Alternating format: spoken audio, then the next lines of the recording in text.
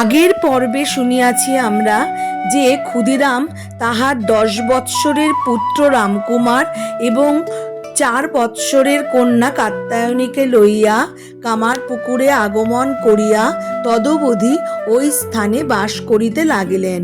বন্ধু প্রদত্ত লক্ষ্মী জলা নামক 1 বিঘা 10 ছটাক ধান্য জমিতে রঘুবীরের প্রসাদে এত ধান্য হইতে লাগিল যে উহাতে তাহার ক্ষুদ্র সংসারের অভাব এবং সংবৎসরের জন্য নিবারিত হওয়া ভিন্ন কিছু কিছু উদ্বৃত্ত হইয়া অতিথি অভ্যাগতের সেবাও স্বচ্ছন্দে চলিয়া যাইতে লাগিল।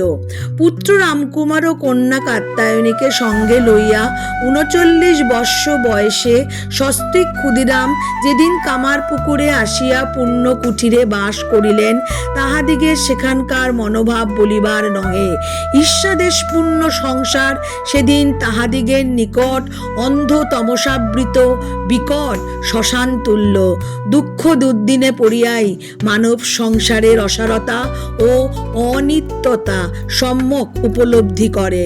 অতএব শ্রীযুক্ত ক্ষুদিরামের প্রাণে এখন যে বৈরাগ্যের উদয় হইবে, ইহাতে বিচিত্র কিছুই নহে। এখন হইতে তিনি রঘুবীরের হস্তে পূর্ণভাবে আত্মসমর্পণ পূর্বক সংসারের পুনরায় উন্নতি সাধনে উদাসীন হইয়া শ্রী ভগবানের সেবা পূজাতেই দিন কাটাইতে লাগিলেন। এই সময়ে একটি ঘটনায় শ্রীযুক্ত ক্ষুদিরামের ধর্মবিশ্বাস অধিকতর গভীর ভাব ধারণ করিয়াছিল। কার্যবশত একদিন তাহাকে গ্রামান্তরে যাইতে হইয়াছিল।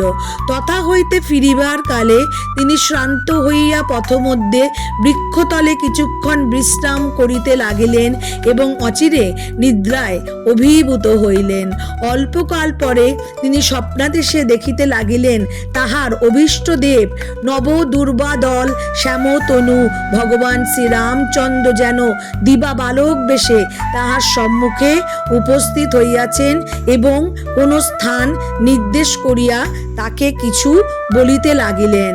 আমি এখানে অনেকদিন অযত্নে অনাহারে আছি, আমাকে তোমার বাটিতে লইয়া চলো, তোমার সেবা গ্রহণ করিতে আমার একান্ত অভিলাষ হইয়াছে। এই স্বপ্ন দেখিবা মাত্রই তিনি গোত্রস্থান করিয়া সবিস্ময়ে যে স্থানটি তিনি স্বপ্নে দর্শন করিয়াছিলেন সেখানে পৌঁছিবা মাত্র দেখিতে পাইলেন একটি সুন্দর শালগ্রাম শিলার ওপর এক ভুজঙ্গ ফণা বিস্তার করিয়া রহিয়াছে। আজকে এই পর্যন্তই পাঠ করিলাম আপনাদের জন্য।